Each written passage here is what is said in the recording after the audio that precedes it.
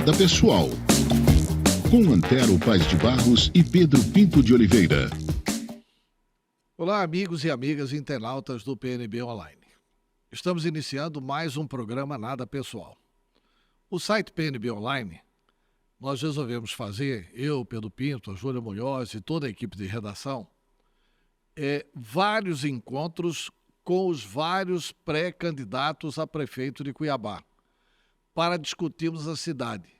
Nós queremos que o candidato fale dele e das propostas dele para Cuiabá, para que a gente possa discutir tematicamente. E nós vamos iniciar essa rodada de entrevistas. As entrevistas terão, no todo, 30 minutos. E nós vamos iniciar essa rodada de entrevista com o pastor Marcos Ritella. Marcos Roberto Lessa Ritella tem 46 anos, é conferencista internacional, foi candidato ao governo do estado em 2022 pelo PTB, obteve 233.543 votos válidos. O pastor Marcos Ritella, nessa disputa, obteve 23.656 votos em Cuiabá. E eu quero explicar ao internauta que nós dividimos o Nada Pessoal com cada candidato. Nós vamos fazer 3 rodadas com os candidatos. Na primeira rodada, que começa agora com o pastor Marcos Ritella, nós vamos ter os temas educação e social, assistência social,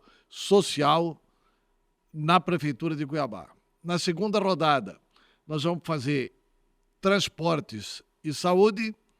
E na terceira rodada, fazenda e planejamento, ouvindo o que cada pré-candidato pensa sobre esses temas para a cidade de Cuiabá.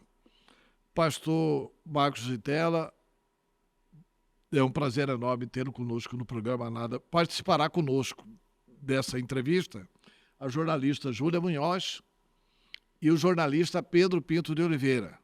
O jornalista Pedro Pinto de Oliveira está fazendo um doutorado em Portugal, e um pós-doutorado, aliás, porque doutor ele já é, e, na verdade, ele vai fazer algumas perguntas que ele nos enviou e que nós vamos repassar aqui ao pastor Marcos Ritella.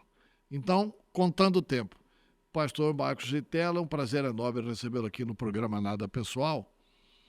E assim, a cidade de Cuiabá é vista como uma cidade que oferece uma educação com relação a crianças especiais. Você tem algum projeto para melhorar a educação, a atenção com a criança que tem alguma deficiência e que precisa estudar? Bom dia. Prazer enorme tê-lo aqui conosco. Bom dia, Antero. Bom dia, Júlia Munhoz, Pedro Pinto. Bom dia a todos os participantes desse grande meio de comunicação que é o PNB Online, né? Um grande meio de comunicação. A gente acompanha, o Mato Grosso acompanha e algumas partes do Brasil, né? Até fora do Brasil tem acompanhado um grande meio de comunicação. E é um presente de Deus poder estar com vocês, ter essa oportunidade. E é muito bacana a sua colocação, projeto, proposta. Eu acho que o povo de Cuiabá tem que conhecer quem que realmente é os candidatos e quais são as propostas. E a questão da educação é uma questão que nós estamos pagando um preço muito alto, né? E quando não tem educação, vemos as pessoas se envolvendo nas drogas, no crime e várias outras coisas. A educação é a base de tudo. E essa questão de pessoas especiais, falta infraestrutura. Primeiro ponto, capacitação. Temos que capacitar as pessoas, buscar recurso para esse professor ter como trazer um ensino de qualidade. A questão da infraestrutura nossa na educação, infelizmente, é uma vergonha. Nós não temos infraestrutura, não tem como fornecer um bom estudo de qualidade se você não tem estrutura, não tem aparelho, não tem uma modernização, não tem uma preparação desse professor. E tem várias áreas, né? O autista tem que ser atingido, ele tem que ser bem instruído, precisa de uma capacitação para o professor. Nós temos a questão do deficiente auditivo, visual. E, infelizmente, essa área está defasada. Precisamos investir. Concretamente, qual a estrutura que falta? maquinário, aparelho, centro de pesquisa, capacitação no professor. Então, essa infraestrutura, as nossas salas de aula, ar-condicionado, tem colégio aí que nós sabemos que tá dando problema no ar-condicionado e ficou uma semana sem ar-condicionado, merenda escolar, né, transporte. Então, tudo isso aí está faltando. E tem pais que preferem ficar com uma criança com um tipo de deficiência em casa porque ele se sente mais protegido. Então, o senhor falou em equipamentos. E nessa questão não são apenas os professores, porque os professores ministram a aula e essas crianças especiais, elas precisam de CAD, de uma orientadora, porque para cada criança tem que ter uma auxiliar. A prefeitura tem isso, tem esse atendimento. O que você pensa sobre isso? Não chega, Antero, não chega com qualidade. Não atinge o objetivo, porque nós temos exemplo de várias pessoas que têm um filho autista, tem um filho com problema, com síndrome de Down, e ele prefere ficar com o filho em casa. Tá Porque bom, não tem e essa qual que é a qualidade sua proposta de para ensino. melhorar isso? Primeiro, capacitação. O professor ele tem que ser capacitado para cada área. Se for preciso buscar uma capacitação internacional, se for preciso buscar uma capacitação do primeiro mundo, tem que ter um psicólogo acompanhando, tem que ter um médico acompanhando, tem que ter uma estrutura, é o mínimo essa estrutura, para acompanhar essa criança. Cada deficiente ele tem que ter ali um assistente na área dele, um médico, Pois é, um mas você enfermeiro. fala muito em capacitação do professor. E quem cuida da criança é a CAD.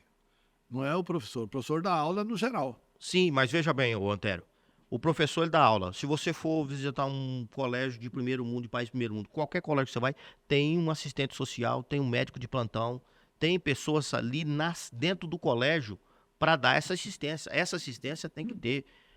O deficiente, ele precisa desse acompanhamento. Então, o colégio ele tem que ter um assistente social, ele tem que ter um doutor na área, por exemplo, síndrome de Down, um especialista nessa área, ele tem que estar atendendo uma emergência ou uma situação que o professor não vai conseguir lidar, esse médico está lá para dar essa assistência.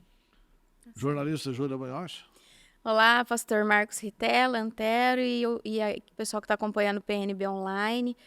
Bom, nós tivemos esse ano diversos casos de ameaças e ataques em escolas. Eu queria que o senhor falasse quais políticas públicas e quais ações devem ser implementadas nas escolas para prevenir esses casos de ataques e violência.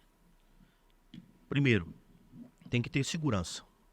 Todo colégio tem que ter segurança, porque é um princípio básico. Segundo, orientação. A prevenção é o melhor remédio. A gente tem que trabalhar com a prevenção. Então, tem que saber qual que é a raiz, qual que é o motivo que está causando esses ataques. Tem que acompanhar essas crianças, fazer uma fiscalização para poder evitar esse tipo de coisa. Porque do jeito que está acontecendo aí, infelizmente, nós vamos ter surpresa aí. Porque isso aí se espalhou pelo mundo todo, né, Antero? Isso aí, Júlia, virou uma moda. Então, qual que é a causa disso daí? Tem que trabalhar com prevenção, ensino, para tentar evitar. E a segurança é indiscutível. O colégio ele tem que ter um segurança na porta do colégio, revistar todos os alunos que entram. Meus filhos sempre estudou em colégio público, se fechava a sala de aula, usava droga dentro da sala de aula, pessoas armadas. Então não custa nada ter um segurança na porta do colégio, revistando todo mundo que entra. Eu acho que isso segurança aí já resolve. Seria como? Quantos seguranças a prefeitura tem e quantos segurança precisa contratar para poder atender todas as escolas? O tanto que for necessário, Antero. Cada colégio tem que ter um segurança. Não há necessidade de mais de um segurança. Um segurança, ele resolve o problema. Chegou no portão, antes de entrar no portão, aquele segurança faz uma revista ali, faz esse acompanhamento, coloca um detector de metal, né? Detector de metal, o segurança fica na retaguarda só e resolve o problema dentro do colégio. Mas como que funcionaria essa política pública, pastor? Porque nós temos hoje todo um sistema em que pese estar em toda a porta de escola ou não, mas as parcerias com a Polícia Militar, por exemplo, que fazem as rondas escolares. Quer dizer, então a gente já tem, de certa forma, um efetivo de segurança nas escolas. Qual que é a política pública, então, que seria para resolver esse problema lá no cerne da questão, como o senhor falou de prevenção? Como funcionaria isso? Um policial na porta de cada colégio. Infelizmente, a nossa segurança é uma segurança que deixa muito a desejar. E os Muito pouco policiais seria efetivo da prefeitura, né? da prefeitura na porta do colégio. Então, todo mundo que passar pela porta do colégio, seja um pai, um visitante, um aluno, ele vai passar por essa fiscalização. Um detector de metal resolve o problema na porta de cada colégio. Parece que é um absurdo, né? Mas é a segurança que nós estamos vivendo, é necessário, precisa. Então, eu acho que isso aí resolve o problema. Se não entrar ninguém armado, não vai ter Então, é melhor colocar um detector de metal hoje, colocar um segurança hoje, vai deixar acontecer aqui no Mato Grosso para depois se preparar? Eu acho que resolve o problema. Entendi. Pastor Marcos Ritella, nós vamos ouvir e ver a primeira pergunta do professor Pedro Pinto de Oliveira. Vamos acompanhar. Pastor Marcos Ritella, nós temos escolas religiosas, escolas laicas ou civis e as escolas militarizadas. Eu gostaria de saber a sua opinião. O que o senhor acha de uma escola com uma gestão militarizada, de uma pedagogia do quartel, com disciplina e pensamento único? O que o senhor acha desse modelo de escola? O senhor acha que esse é um modelo eficiente? É um modelo que realmente pode trazer melhor qualidade de educação para as crianças de uma forma geral? E o que o senhor pensa em relação a esse modelo numa futura gestão do prefeito Marcos Ritella, caso o senhor seja eleito? Pedro, doutor Pedro, né? Lá no Portugal. Pedro, essa questão do Colégio Cívico Militar já foi comprovado pelo MEC e foi aprovado. Tem um bom resultado, né? E tem um pedido da população. Eu acho que a população tem direito de escolher. Então nós temos que ter o Colégio Cívico Militar, temos que ter o colégio religioso, né? Eu acho que isso tudo faz parte da democracia, faz parte da liberdade. O pai tem direito de escolher aonde ele quer que o filho dele estuda. Eu sou a favor do Colégio Cívico Militar, tem dado resultado. Inclusive eu estava olhando o ano passado as notas que o MEC estava dando para o Colégio Cívico Militar como um dos melhores do Brasil, principalmente pela questão da disciplina. Está faltando disciplina hoje.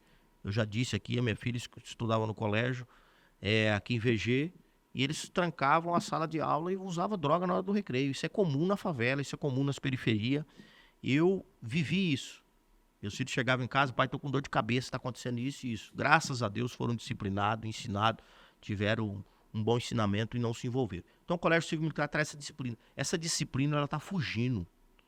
Hoje tem criança de 7 anos querendo brigar com o pai, bater no pai. Não está tendo disciplina mais. Então o Colégio Cívico Militar traz essa disciplina que está faltando hoje na sociedade e eu sou a favor do Colégio Cívico Militar. Tá, e o senhor falou que é a favor também do colégio religioso. Com certeza, tem pai que ele... Mas o Brasil é laico, prefeito. Como que o senhor faz? Porque assim, a Constituição brasileira estabelece que o Brasil é laico. Sim. O senhor é a favor, o senhor é pastor. Sim. É evangélico. Sim. O senhor é a favor de um colégio religioso evangélico. Eu acho que tem que ter opção. A partir do momento que a população pede, tem resultado, foi comprovado cientificamente, foi comprovado por pesquisa, que tem um resultado positivo, vamos implantar. Mas vai implantar o que se a Constituição diz que o Brasil é um Estado laico? Sim, nós já temos, que por não exemplo... pode ter essa questão da religiosa misturada com o Estado. Sim, mas... Que a religião é livre, cada um na sua religião, e que o Estado brasileiro é laico e tem que se organizar como Estado. Com certeza. O Colégio não Adventista como uma é religião. um colégio cristão. O Colégio Adventista é um colégio cristão, está no Brasil mas não inteiro. é um colégio público. Então acho que Mas tem não que ter é um opção. colégio público. E por que não ter um público? Pois é, mas qual religião que o senhor coloca? Tem 40 alunos lá. Tem um espírita, tem um umbandista, tem um católico, tem um evangélico, tem um adventista. E aí, qual que é a religião que ensina? O cristão, quando nós falamos cristão ou evangélico, ele aplaca aí quase, vamos colocar aí 80 placas de igrejas evangélicas. Então, ele tem o direito. Se o umbandista, se o hinduísta, se o muçulmano tem um colégio, esse colégio é comprovado cientificamente, por estudo, que tem uma boa educação, que não formou ali um terrorista, que não formou ali alguém que vai trazer um mal para a sociedade, vai trazer um benefício. É comprovado cientificamente, por que a população não pode ter esse direito? Tem esse direito. Por quê? Porque o Estado é laico. Então, a partir do momento, o Colégio Cívico Militar foi aprovado. Pois é, mas o Estado é laico significa que não pode ter religião.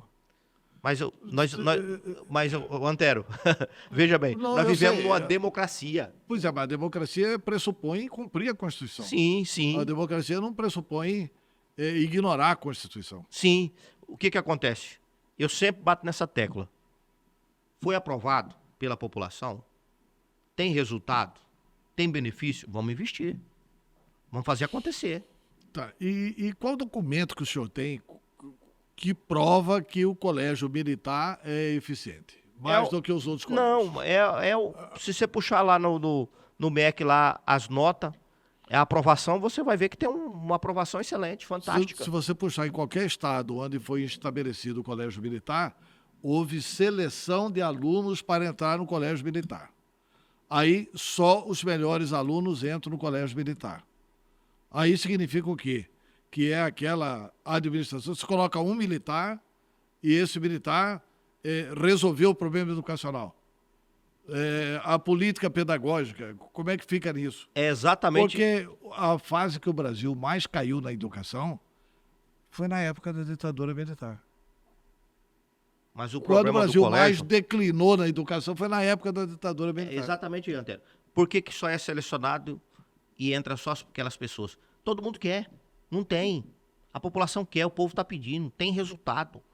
E outra, disciplina. Nós não tem disciplina mais, Antero. O negócio virou bagunça. Sala de aula virou bagunça.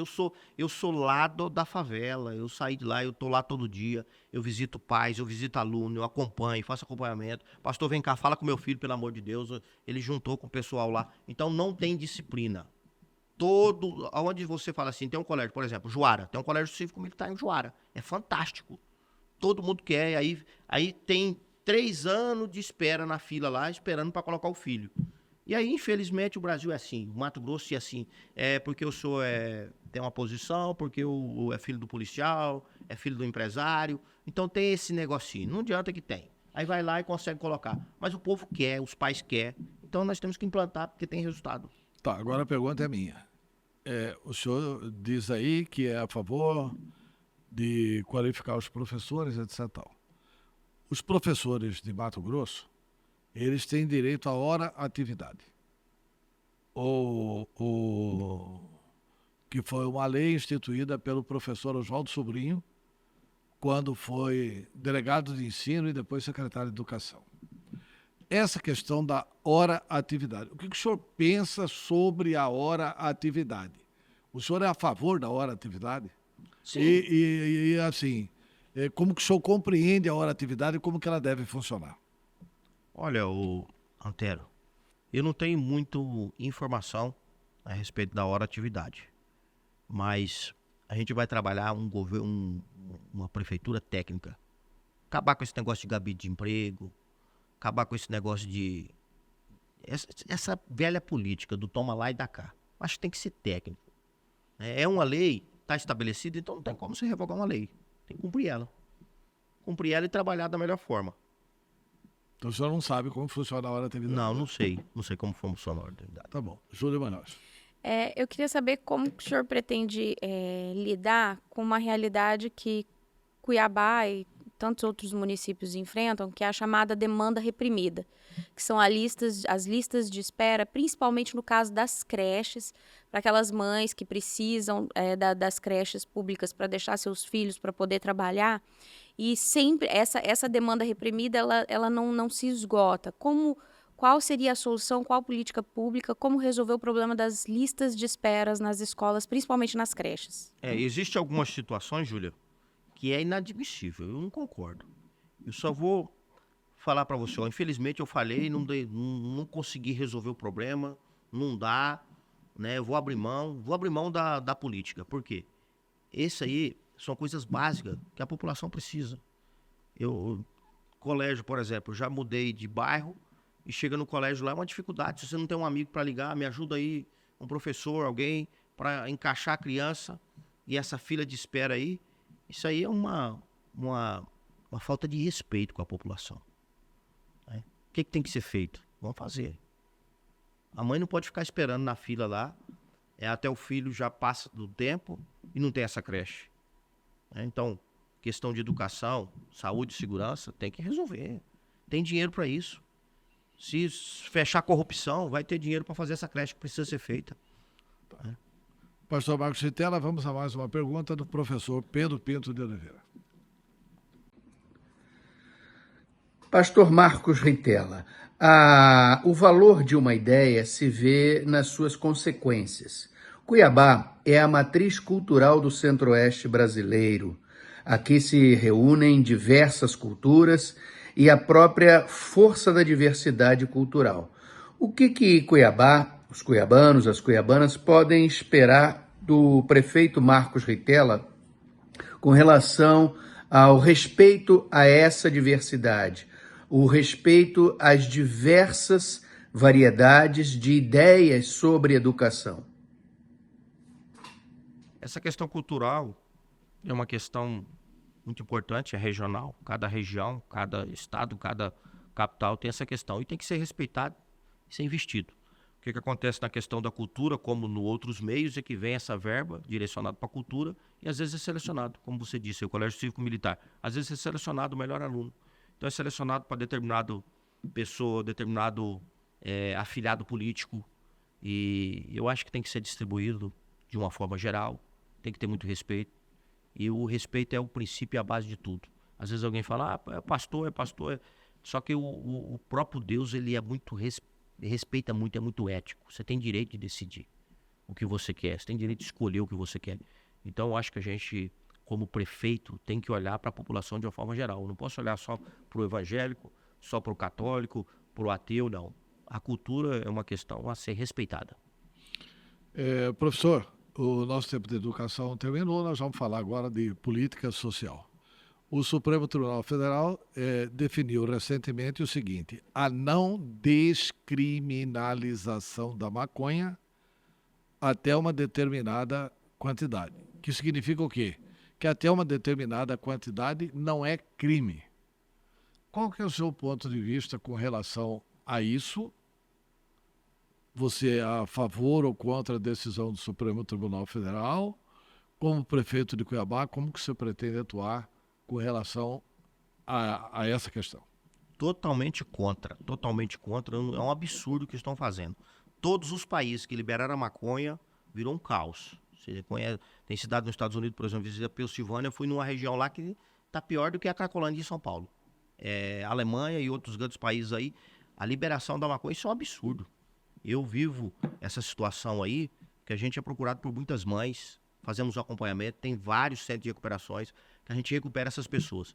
Então, é inadmissível o que estão fazendo. Sou totalmente contra. Eu quero saber o seguinte: o senhor conhece algum centro de recuperação de drogados da Prefeitura de Cuiabá? Tem algum lugar onde, por exemplo, se é um filho de classe média, o pai e a mãe, sabendo do problema, leva num psiquiatra, leva num psicólogo, leva num médico, leva num negócio e trata dele. Qual que é a política da prefeitura para isso? O que o senhor propõe para isso? Eu não conheço nenhum centro de recuperação da prefeitura. Nós temos mais de 10 centros de recuperação na Baixada Cuiabana. Recuperado, tem pessoas que saíram de lá hoje empresário, tem pessoas que saíram de lá policial. Tem mais de 10 centros? Público? Não, público não. O que acontece? Esses centros de recuperações, eles... Tá, mas qual que é a sua proposta para o setor público? Escute aí, calma que eu vou chegar lá. Então nós temos mais de 10 centros de recuperações. A maioria deles vive numa situação precária de doação. Então por que não a gente adotar um centro de recuperação desse, trazer ele para o público, transformar ele? E outra coisa, a questão das drogas, é melhor prevenir, é melhor uma conscientização bem feita. Não tem essa conscientização. Não tem um trabalho bem feito de conscientização. O colégio tem que ter esse trabalho de conscientização. A droga está acabando com família, acabando com... E as pessoas jovens estão se acabando nas drogas. Então, centro de recuperação. A prefeitura tem que ter centro de recuperação para todo mundo que precisar. E quanto custa isso? Você já imaginou? Porque se você for prefeito, isso vai ter um custo. Sim, vai ter um custo. Olha, Antero, você pega um centro de recuperação desse lá na chácara, que já tem uma estrutura, Simplesmente o governo não olha, o Estado não olha, a Prefeitura não olha para esse centro de recuperação. Se você faz uma parceria com esse centro de recuperação, faz uma parceria com a iniciativa privada, iniciativa pública, nós vamos no centro de recuperação, vai para a internet aí, não precisamos de doação de cama, precisamos de doação disso, mas vem gente de tudo que é lado para fazer esse trabalho. Por quê? Porque tem pessoas na família que foi liberto, passou pelo processo da recuperação. Então essa situação é uma situação que a gente está lidando com ela todo dia. Não está difícil para resolver, falta vontade política. O problema é que às vezes você senta na cadeira de prefeito e coloca lá os seus afilhados políticos na secretaria, não vai lá na favela, não visita o centro de recuperação, não sabe da situação. Eu tenho mais de 10 pontos hoje preparado só para receber as pessoas e aumentar a estrutura com custo baixíssimo, e tenho certeza que tem muitas pessoas da iniciativa privada que vai fazer investimento nessa área. Tá, vamos liberar o Pedro Pinto. Vamos a mais uma pergunta do professor Pedro Pinto de Oliveira. Pastor Marcos Gitella, qual é a sua ideia de ação para enfrentar o drama social da Cracolândia cuiabana no centro histórico de Cuiabá? Tem jeito? Professor, tem jeito. Muitas vezes falta vontade política. Eu já cansei de pegar pessoas aqui no Morro da Luz, no Porto, e levar para o centro de recuperações nossos. Fiz isso várias vezes, não foi uma nem duas vezes, e tenho vários testemunhos de pessoas que foram recuperadas, que me agradecem hoje. Eu tenho feito esse trabalho aí há muitos anos. Falta vontade política, falta investimento, porque como que a prefeitura, como que a gestão olha para essas pessoas? Não tem mais jeito, não tem mais solução. E tem pessoas que precisam de uma oportunidade. Você vai conhecer a história deles, e eles foram levados, às vezes criança, adolescente, foram assediados, foram aliciados para o mundo do tráfico e se envolver nessa situação. Aí você vai encontrar ali pessoas, pai de família, empresário, pessoas que perderam tudo. Eu acredito na recuperação do ser humano, eu acredito que tem que ser feito esse investimento, e essas pessoas precisam de uma oportunidade. Muitos deles precisam de uma oportunidade. E eu sei trabalhar essas pessoas. Jornalista Júlia Manhosa. Pastor, Mato Grosso, Cuiabá especificamente, vive o cenário da fila do ossinho. É uma população, um estado rico, mas que tem ainda uma população muito pobre. Quais políticas públicas pretende implementar para diminuir essa diferença social e para que grande parte da população saia dessa dependência dos programas de assistencialismo do governo federal, mas que consiga manter uma alimentação digna e de qualidade, trabalhando sem depender desses programas? É o que eu sempre falo, a questão do assistencialismo é totalmente errada a maneira com que nós administramos. Você tem que saber que você está mandando lá uma cesta básica para o cidadão, você está mandando um medicamento, só que não tem um acompanhamento. Como que está esse cidadão? O que ele está necessitando? O povo precisa de ser assistido, de perto. E por isso nós temos os presidentes de bairro, temos os vereadores, tem a Secretaria de Assistência Social. Uma das coisas que eu tenho observado nesses voos que a gente vem para Cuiabá, que pega de São Paulo, de Brasília, de outros lugares, tem gente do Brasil todo vindo para Cuiabá porque não tem pessoas preparadas. Então essa pessoa que está sendo assistido tem um filho que precisa de um curso preparatório. Nós estamos trazendo mão de obra do Brasil inteiro para dentro do Mato Grosso.